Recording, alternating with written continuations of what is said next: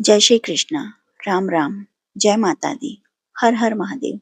आप सभी का स्वागत है दिव्य भक्ति मंत्रा में।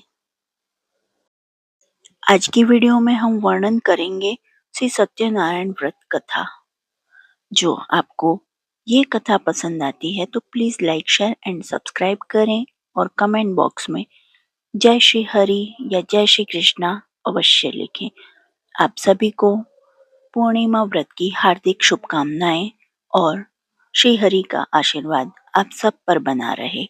तो चलिए शुरू करते हैं श्री सत्यनारायण व्रत कथा। बोलिए सत्यनारायण भगवान की जय। एक समय की बात है, नैमिषारण्य तीर्थ में सौनकादि 28,000 ऋषियों ने श्री सूत जी से पूछा, हे प्रभु, इस कलयुग में वेद विद्या रहित मनुष्यों को प्रभु भक्ति किस प्रकार मिल सकती है तथा उनका उद्धार कैसे होगा। हे मुनि श्रेष्ठ, कोई ऐसा तप बताइए जिससे थोड़े समय से ही पुण्य मिले और मनवांछित फल भी मिल जाए। इस प्रकार की कथा सुनने की हम लोग इच्छा रखते हैं। सभी शास्त्रों के ज्ञाता सूत जी बोले, हे वैष्णवों, मैं पूज्य आप सभी की ने प्राणियों के हित के बारे में पूछी है, इसलिए मैं एक ऐसे श्रेष्ठ व्रत के बारे में आप लोगों को जरूर बताऊंगा, जिसके बारे में नारद जी ने लक्ष्मी नारायण जी से पूछा था और लक्ष्मीपति श्री हरि ने नारद जी से कहा था। अब आप भी इसे सुनिए। एक समय की बात है, नारद जी दूसरों के हित की इच्छा के लिए अनेकों लोकों में घूमते हुए मृत्यु लोक में जा पहुंचे। यहाँ उन्होंने अनेक योनियों में जन्मे सभी मनुष्यों को अपने कर्मों के अनुसार पीड़ा झेलते हुए देखा। उनका दुख देख नारद जी सोचने लगे कि ऐसा क्या किया जाए जिससे निश्चित रूप से मानव के दुखों का अंत हो जाए। इसी विचार पर मनन करते हुए वह विष्णु लोक में गए। वहां वह नारायण की स्तुति करने लगे और बोले, हे भगवान, आप अत्यंत शक्ति से संपन्न हैं। निर्गुण स्वरूप सृष्टि के कारण भक्तों के दुख को दूर करने वाले आपको मेरा प्रणाम। नारद जी की स्तुति सुन विष्णु भगवान बोले, मुनि श्रेष्ठ, आपके मन में क्या बात है, उसे निसंकोच कहो। इस पर नारद मुनि बोले कि मृत्युलोक में अनेक योनियों में जन्मे मनुष्य अपने कर्मों के द्वारा अनेकों दुख से दुखी हो रहे हैं। हे प्रभु, आप तो ये बताइए कि वो मनुष्य थोड़े प्रयास से ही अपने दुखों से छुटकारा पा सकते हैं। तब श्री हरि बोले, हे नारद, मनुष्यों की भलाई के लिए तुमने बहुत उत्तम प्रश्न पूछा है। स्वर्ग लोक व मृत्यु लोक दोनों में एक दुर्लभ उत्तम व्रत है जो पुण्य देने वाला है। आज प्रेम वश होकर मैं उसे तुमसे कहता हूँ। श्री सत्यनारायण भगवान का व्रत अच्छी तरह विधान पूर्वक करके मनुष्य तुरंत ही यहाँ सुख भोग कर मरने पर मोक्ष पाता है। श्री हरि के वचन सुन नारद जी बोले कि उस व्रत का क्या फल है प्रभु, और उसका विधान क्या है। यह व्रत किसने किया था, इस व्रत को किस दिन करना चाहिए, आप सब विस्तार पूर्वक बताएं। नारद की बात सुनकर फिर श्री हरि बोले, दुख व शोक को दूर करने वाला, यह सभी स्थानों पर विजय दिलाने वाला है। मानव को भक्ति व श्रद्धा के साथ शाम को श्री सत्यनारायण की पूजा धर्म परायण होकर ब्राह्मणों व बंधुओं के साथ करने के साथ ही शक्ति अनुसार भक्ति भाव से भगवान का भोग लगाएं, आरती गाएं और ब्राह्मणों सहित बंधु बांधवों को भी भोजन कराएं। उसके बाद स्वयं भोजन करें। कीर्तन भजन के साथ भगवान की भक्ति में लीन हो जाएं। इस तरह से सत्यनारायण भगवान का यह व्रत करने पर मनुष्य की सारी इच्छाएं निश्चय रूप से पूरी होती हैं। इस काली अर्थात कलयुग में मृत्युलोक में मोक्ष का यही एक सरल उपाय बताया गया है। श्रीमन नारायण नारायण नारायण भज मन नारायण नारायण नारायण। श्री सत्यनारायण भगवान की जय। सत्यनारायण व्रत कथा का प्रथम अध्याय संपूर्ण। दूसरा अध्याय। श्री सूत जी बोले, हे द्विजो, अब मैं पुनः पूर्व काल में जिसने इस सत्यनारायण व्रत को किया था उसे भली भांति विस्तार पूर्वक कहूंगा। रमणीय काशी नामक नगर में कोई अत्यंत निर्धन ब्राह्मण रहता था। भूख और प्यास से व्याकुल होकर वह प्रतिदिन पृथ्वी पर भटकता रहता था। ब्राह्मण प्रिय भगवान ने उस दुखी ब्राह्मण को देखकर वृद्ध ब्राह्मण का रूप धारण करके उस द्विज से आदर पूर्वक पूछा, हे विप्र, प्रतिदिन अत्यंत दुखी होकर तुम किस लिए पृथ्वी पर भ्रमण करते रहते हो? हे द्विज श्रेष्ठ, यह सब बतलाओ, मैं सुनना चाहता हूँ। ब्राह्मण बोला, प्रभु, मैं अत्यंत दरिद्र ब्राह्मण हूँ और भिक्षा के लिए ही पृथ्वी पर घुमा करता हूँ। यदि मेरी इस दरिद्रता का कोई दूर करने का कोई उपाय हो तो मुझे बताइए। वृद्ध ब्राह्मण बोला, हे ब्राह्मण देव, सत्यनारायण भगवान विष्णु अभिष्ट फल को देने वाले हैं। हे विप्र, तुम उनका उत्तम व्रत करो, जिसे करने से मनुष्य सभी दुखों से मुक्त हो जाता है। व्रत के विधान को भी ब्राह्मण से यत्न पूर्वक कहकर वृद्ध ब्राह्मण रूपी रूपधारी भगवान विष्णु वहीं पर अंतर्धान हो गए। वृद्ध ब्राह्मण ने जैसा कहा है, उस व्रत को अच्छी प्रकार से वैसे ही करूंगा। यह सोचते हुए उस ब्राह्मण को रात में नींद नहीं आई। अगले दिन प्रातः काल उठकर सत्यनारायण का व्रत करूंगा, ऐसा संकल्प करके वह ब्राह्मण भिक्षा के लिए चल पड़ा। उस दिन ब्राह्मण को भिक्षा में बहुत सा धन प्राप्त हुआ। उसी धन से उसने बंधु बांधवों के साथ भगवान सत्यनारायण का व्रत किया। इस व्रत के प्रभाव से वह श्रेष्ठ ब्राह्मण सभी दुखों से मुक्त होकर समस्त संपत्तियों से संपन्न हो गया। उस दिन से लेकर प्रत्येक महीने उसने यह व्रत किया। इस प्रकार भगवान सत्यनारायण के इस व्रत को करके वह श्रेष्ठ ब्राह्मण सभी पापों से मुक्त हो गया और उसने दुर्लभ मोक्ष पद को प्राप्त किया। हे विप्र, पृथ्वी पर जब भी कोई मनुष्य श्री सत्यनारायण का व्रत करेगा, उसी समय उसके समस्त दुख नष्ट हो जाएंगे। हे ब्राह्मणों, इस प्रकार भगवान नारायण ने महात्मा नारद जी से जो कुछ कहा, मैंने वह सब आप लोगों से कह दिया। आगे अब और क्या कहूँ, इसे सुने। इस पृथ्वी पर उस ब्राह्मण से सुने हुए इस व्रत को किसने किया, हम सब वह सब सुनना चाहते हैं। उस व्रत पर हमारी श्रद्धा हो रही है। श्री सूत जी बोले, मुनियों, पृथ्वी पर जिसने यह व्रत किया उसे आप लोग सुने। एक बार वह द्विजश्रेष्ठ अपनी धन संपत्ति के अनुसार बंधु बांधवों तथा परिवारजनों के साथ व्रत करने के लिए उद्यत हुआ। इसी बीच एक लकड़हारा वहां आया और लकड़ी बाहर रखकर उस ब्राह्मण के घर गया। प्यास से व्याकुल वह उस ब्राह्मण को व्रत करता हुआ देख प्रणाम करके उससे बोला, प्रभु, आप यह क्या कर रहे हैं? इसके करने से किस फल की प्राप्ति होती है? विस्तार पूर्वक मुझसे कहिए। विप्र ने कहा, यह सत्यनारायण का व्रत है जो सभी मनोरथों को प्रदान करने वाला है। उसी के प्रभाव से मुझे यह सब महान धन धान्य आदि प्राप्त हुआ है। जल पीकर तथा प्रसाद ग्रहण करके वह नगर चला गया। सत्यनारायण के लिए मन से ऐसा सोचने लगा, आज लकड़ी लकड़ी बेचने से जो धन प्राप्त होगा उसी धन से भगवान सत्यनारायण का श्रेष्ठ व्रत करूंगा। इस प्रकार मन से चिंतन करता हुआ लकड़ी को मस्तक पर रखकर उस सुंदर नगर में गया जहाँ धन संपन्न लोग रहते थे। उस दिन उसने लकड़ी का दुगुना मूल्य प्राप्त किया। इसके बाद प्रसन्न हृदय होकर वह पके हुए केले का फल, शर्करा, घी और गेहूं का चूर्ण सवाया मात्रा में लेकर अपने घर आया। तत्पश्चात अपने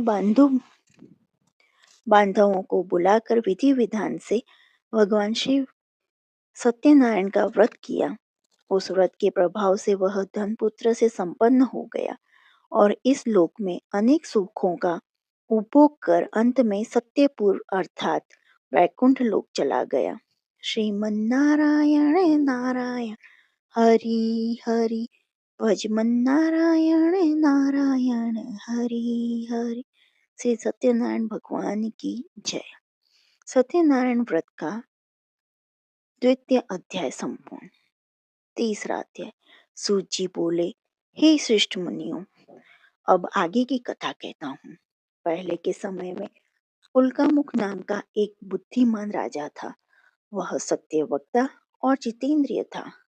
प्रतिदिन देव स्थानों पर जाता और निर्धनों को धन देकर उनके कष्ट दूर करता था। उसकी पत्नी कमल के समान मुख वाली तथा सती साध्वी थी।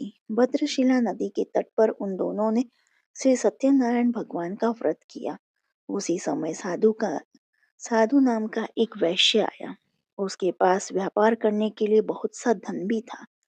राजा को व्रत करते देखकर वह विनय के साथ पूछने लगा, हे राजन, भक्ति भाव से पूर्ण होकर आप यह क्या कर रहे हैं? मैं सुनने की इच्छा रखता हूँ, तो आप कृपा करके मुझे बताइए। राजा बोला, मैं अपने बंधु बांधवों के साथ पुत्रादि की प्राप्ति के लिए श्री सत्यनारायण भगवान का व्रत व पूजन कर रहा हूँ। राजा के वचन सुन साधु आदर से बोला, हे राजन, मुझे इस व्रत का सारा विधान कहिए। मैं भी इस व्रत को करूँगा। मेरी भी संतान नहीं है और इस व्रत को करने से निश्चित रूप से मुझे संतान की प्राप्ति होगी। राजा से व्रत का सारा विधान सुन व्यापार से निवृत्त हो वह अपने घर गया। साधु ने अपनी पत्नी को संतान देने वाले इस व्रत का वर्णन कह सुनाया और कहा कि जब मेरी संतान होगी तब मैं इस व्रत को करूंगा। साधु ने इस तरह के वचन अपनी पत्नी लीलावती से कहे। एक दिन लीलावती पत्नी के साथ आनंदित हो सांसारिक धर्म में प्रवृत्त होकर सत्यनारायण भगवान की कृपा से गर्भवती हो गई। 10वें महीने में उसके गर्भ से एक सुंदर कन्या ने जन्म लिया। माता पिता ने अपनी कन्या का नाम कलावती रखा। एक दिन कलावती ने माँ लीलावती से अपने पति को याद दिलाया कि आपने सत्यनारायण भगवान की जिस व्रत को करने का संकल्प किया था उसे करने का समय आ गया है। आप इस व्रत को करिए। साधु बोला कि हे प्रिय, इस व्रत को मैं उसके विवाह पर करूंगा। इस प्रकार अपनी पत्नी को आश्वासन देकर वह नगर को चला गया। साधु ने एक बार नगर में अपने कन्या को सखियों के साथ देखा तो उसे लगा कि उसकी कन्या अब विवाह योग्य हो गई है और उसने कन्या के योग्य वर ढूंढने का शुरू किया। एक दिन साधु की बात को ध्यान में रखते हुए एक नगर में पहुंचा और वहां देखभाल कर लड़की के सुयोग्य वाणिक पुत्र को ले आया। सुयोग्य लड़के को देख साधु ने बंधु बांधवों को बुलाकर अपनी पुत्री का विवाह कर दिया। लेकिन दुर्भाग्य की बात यह है कि साधु ने अभी भी श्री सत्यनारायण भगवान का व्रत नहीं किया। इस पर श्री भगवान क्रोधित हो गए और श्राप दिया। अपने कार्य में कुशल साधु बनिया जमाई को लेकर समुद्र के पास स्थित होकर रत्नासारपुर नगर में गया। वहां जाकर दामाद ससुर दोनों मिलकर चंद्रकेतु राजा के नगर में व्यापार करने लगे। एक दिन भगवान सत्यनारायण की माया से एक चोर राजा का धन चुराकर भाग रहा था। उसने राजा के सिपाहियों को अपना पीछा करते देख चुराया हुआ धन वहां रख दिया जहां साधु अपने जमाई के साथ ठहरा हुआ था।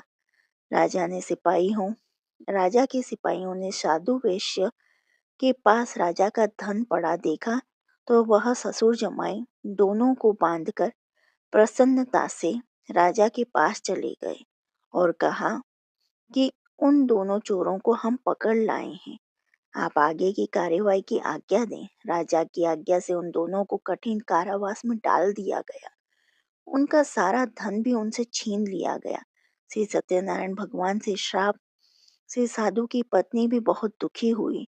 घर में जो धन रखा था उसे चोर चुरा ले गए। शारीरिक तथा मानसिक पीड़ा व भूख प्यास से अति दुखी हो अन्न की चिंता में कलावती कलावती के ब्राह्मण के घर गई।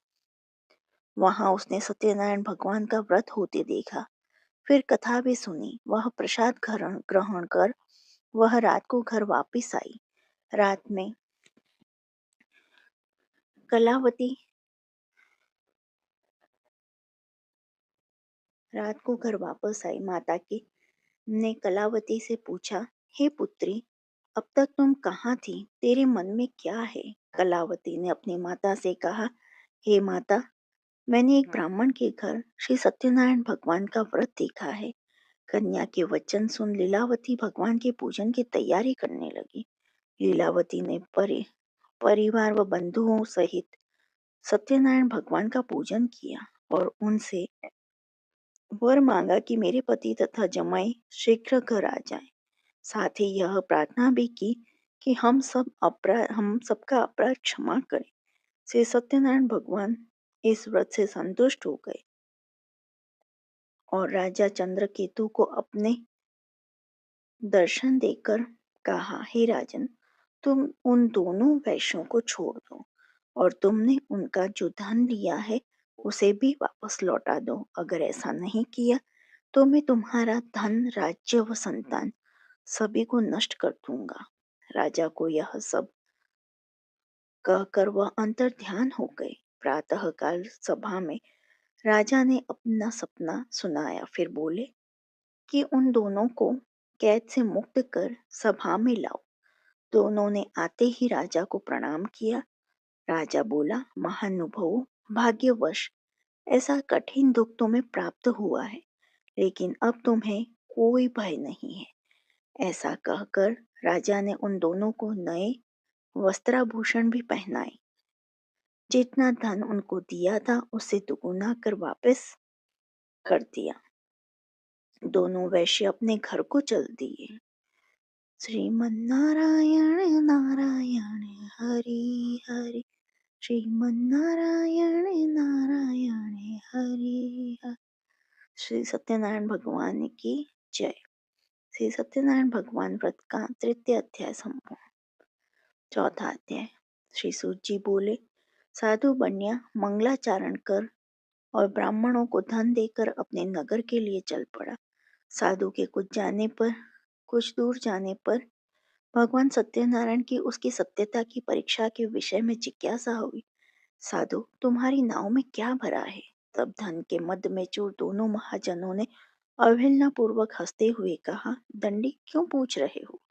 क्या कुछ द्रव्य लेने की इच्छा है? हमारी नाव में तो लता और पत्ते आदि भरे हुए हैं। ऐसी निष्ठुर वाणी सुनकर तुम्हारी बात सच हो जाए। ऐसा कहकर दंडी सन्यासी का रूप धारण किए हुए भगवान कुछ दूर जाकर समुद्र के समीप बैठ गए। दंडी के चले जाने पर नित्य क्रिया करने के पश्चात उतराई हुई अर्थात जल के ऊपर की और उठी हुई नौका को देखकर साधु अंतर्ध्यान अत्यंत आश्चर्य में पड़ गया और नाव में लता और पत्ते आदि देखकर मूर्छित हो पृथ्वी पर गिर पड़ा। सचेत होने पर वणिक पुत्र चिंतित हो गया। तब उसके दामाद ने इस प्रकार कहा, आप शोक क्यों करते हो? दंडी ने शाप दे दिया है। इस स्थिति में वे ही चाहे तो सब कुछ कर सकते हो, इसमें संशय नहीं है। अंततः उन्हीं की शरण में हमें चले, वहीं मन की इच्छा पूर्ण होगी। दामाद की बात सुनकर वह साधु बन्या उनके पास गया। वहां दंडे को देखकर उसने भक्ति पूर्वक उन्हें प्रणाम किया तथा आदर पूर्वक कहने लगा, आपके सम्मुख मैंने जो कुछ कहा है, असत्य भाषण रूप अपराध किया है। आप मेरे उस अपराध को क्षमा करें। ऐसा कहकर बारंबार प्रणाम करके वह महान शोक से आकुल हो गया। दंडी ने उसे रोता हुआ देखकर कहा, हे मूर्ख, रो मत, मेरी बात सुनो। मेरी पूजा से उदासीन होने के कारण तथा मेरी आज्ञा से ही तुमने बारंबार दुख प्राप्त किया है। भगवान की ऐसी वाणी सुनकर वह उनकी स्तुति करने लगा। साधु ने कहा, हे प्रभु, यह आश्चर्य की बात है कि आपकी माया से मोहित होने के कारण ब्रह्मा आदि भी देवता भी आपके गुणों और रूपों को यथावत रूप से नहीं जान पाते। फिर मैं मूर्ख आपकी माया से मोहित होने के कारण कैसे जान सकता हूँ? आप प्रसन्न हो, मैं अपनी धन संपत्ति के अनुसार आपकी पूजा करूंगा। मैं आपकी शरण में आया हूँ। मेरी जो नौका में स्थित पूरा धन था उसकी तथा मेरी रक्षा करें। उस बन्या की भक्ति युक्त वाणी सुनकर भगवान जनार्दन संतुष्ट हो गए। भगवान हरि उसे अभिष्ट वर प्रदान करने करके वहीं अंतर ध्यान हो गए। उसके बाद वह साधु अपनी नौका में चढ़ा और उसे धन धान्य से परिपूर्ण देखकर भगवान सत्यदेव की कृपा से हमारा मनोरथ सफल हो गया, ऐसा कहकर स्वजनों के साथ उसने भगवान की विधिवत पूजा की। भगवान श्री सत्यनारायण की कृपा से वह आनंद से परिपूर्ण हो गया और नाव को प्रयत्न पूर्वक संभाल कर उसने अपने देश के लिए प्रस्थान किया। साधु बन्या ने अपने दामाद से कहा, वह देखो मेरी रत्नपुरी नगरी दिखाई दे रही है। इसके बाद उसने अपने धन के रक्षक दूत को अपने आगमन का समाचार देने के लिए अपनी नगरी में भेजा। उसके बाद उस दूत ने नगर में जाकर साधु की भार्या को देखकर हाथ जोड़कर प्रणाम किया तथा उसके लिए अभिष्ट बात कही। सेठ जी, आपने दामाद तथा बंधु वर्गों के साथ बहुत सारे धन धान्य से संपन्न होकर नगर के निकट पधार गए। दूत के मुख से यह बात सुनकर वह महान आनंद से विह्वल हो गई और साध्वी ने से सत्यनारायण की पूजा करके अपनी पुत्री से कहा, मैं साधु के दर्शन के लिए जा रही हूँ, तुम भी शीघ्र आओ। माता का ऐसा वचन सुनकर व्रत को समाप्त करके प्रसाद का परित्याग कर वह कलावती भी अपने पति का दर्शन करने के लिए चल पड़ी।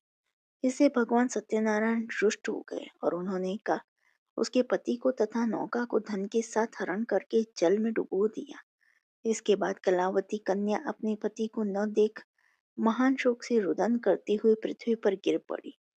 नाव का अदर्शन तथा कन्या को अत्यंत दुखी देख भयभीत मन से साधु बन्या ने सोचा, यह क्या आश्चर्य हो गया। नाव का संचालन करने वाले भी चिंतित हो गए। तदंतर वह लीलावती भी कन्या को देख विह्वल हो गई और अत्यंत दुख से विलाप करती हुई अपने पति से इस प्रकार बोली, अभी अभी नौका के साथ वह कैसे अलक्षित हो गया। न जाने किस देवता की उपेक्षा से वह नौका हरण कर ली गई, अथवा श्री सत्यनारायण का महात्म्य कौन जान सकता है। ऐसा कहकर वह स्वजनों के साथ विलाप करने लगी और कलावती कन्या को गोद में लेकर रोने लगी। कलावती कन्या भी अपने पति के नष्ट हो जाने पर दुखी हो गई और पति की पादुका लेकर उसका अनुगमन करने के लिए उसने मन में निश्चय किया। कन्या के इस प्रकार के आचरण को देख भार्या सहित वह धर्मज्ञ साधु बन्या अत्यंत शोक संतप्त हो गया और सोचने लगा, या तो भगवान सत्यनारायण ने यह अपहरण किया है अथवा हम सभी भगवान सत्यदेव की माया से मोहित हो गए। अपनी धन शक्ति के अनुसार मैं भगवान से सत्यनारायण की पूजा करूंगा। सभी को बुलाकर इस प्रकार कहकर उसने अपने मन की इच्छा प्रकट की और बारंबार भगवान सत्यदेव को दंडवत प्रणाम किया। इससे दिनों के परिपालक भगवान सत्यदेव प्रसन्न हो गए। भक्त वत्सल भगवान ने कृपा पूर्वक कहा, तुम्हारी कन्या प्रसाद छोड़कर अपने पति को देखने चली आई है। निश्चय ही इसी कारण उसका पति अदृश्य हो गया है। यदि घर जाकर प्रसाद ग्रहण करके वह पुनः आए तो हे साधु बन्या, तुम्हारी पुत्री पति को प्राप्त करेगी, इसमें संशय नहीं। कन्या कलावती भी आकाश मंडल से ऐसी वाणी सुनकर शीघ्र ही घर गई और उसने प्रसाद ग्रहण किया। पुनः आकर स्वजनों तथा अपने पति को देखा। तब कलावती कन्या ने अपने पिता से कहा, अब तो घर चले, विलंब क्यों कर रहे हैं। कन्या की वह बात सुनकर वणिक पुत्र संतुष्ट हो गया और विधि विधान से भगवान सत्यनारायण का पूजन करके धन तथा बंधु बांधवों के साथ अपने घर गया। तदंतर पूर्णिमा तथा संक्रांति पर्वों पर भगवान सत्यनारायण का पूजन करते हुए इस लोक में सुख भोग कर अंत में वह वैकुंठ लोक में चला गया। श्रीमन्नारायण नारायण हरि हरि, भजमन्नारायण नारायण हरि हरि। श्री सत्यनारायण भगवान की जय। श्री सत्यनारायण भगवान व्रत कथा का चतुर्थ अध्याय समाप्त।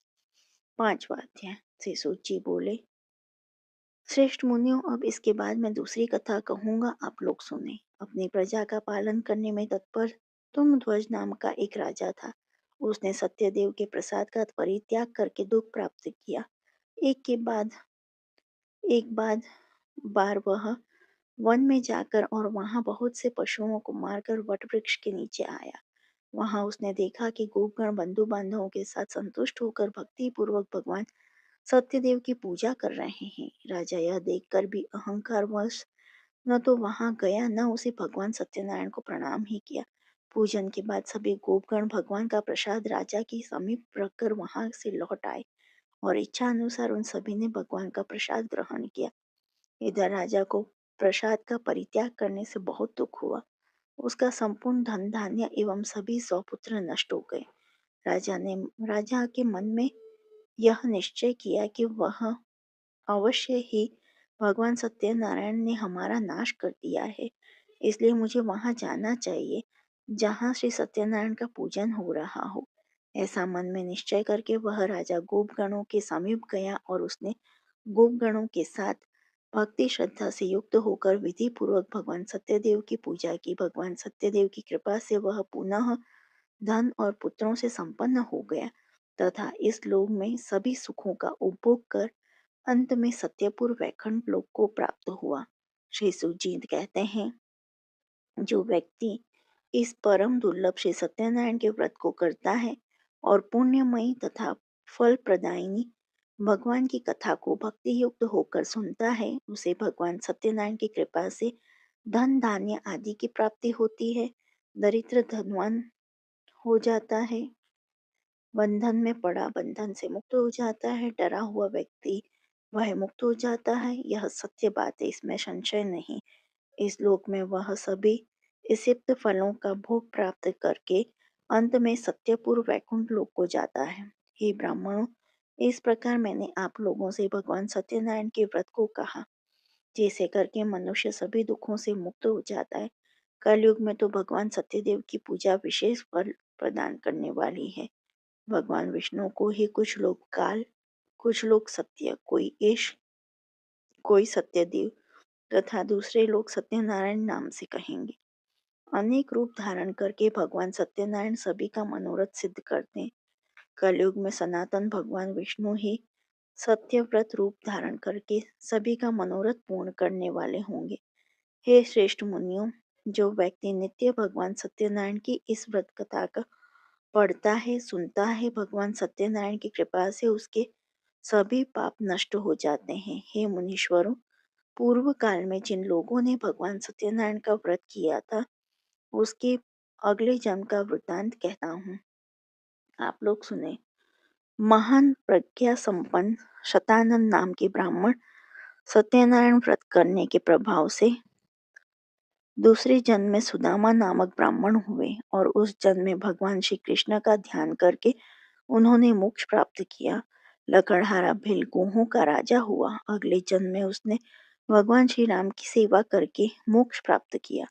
महाराज उल्का मुख दूसरे जन्म में राजा दशरथ हुए, जिन्होंने श्री रंगनाथ जी की पूजा करके अंत में वैकुंठ प्राप्त किया। इसी प्रकार धार्मिक और सत्यव्रती साधु पिछले जन्म में सत्यव्रत के प्रभाव से दूसरे जन्म के मोरध्वज नामक राजा हुए। उसने आरे से चीर कर अपने पुत्र की आदि देह भगवान विष्णु को अर्पित कर मोक्ष प्राप्त किया।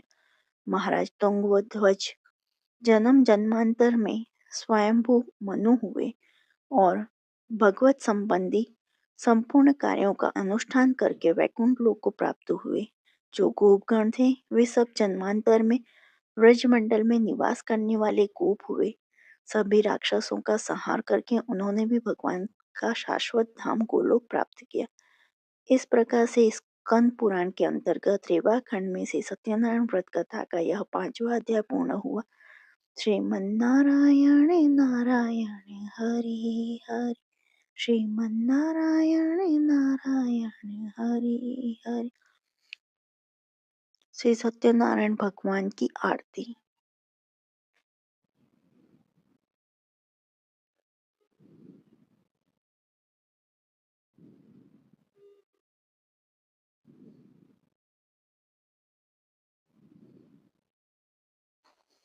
बोलिए सत्यनारायण भगवान की जय।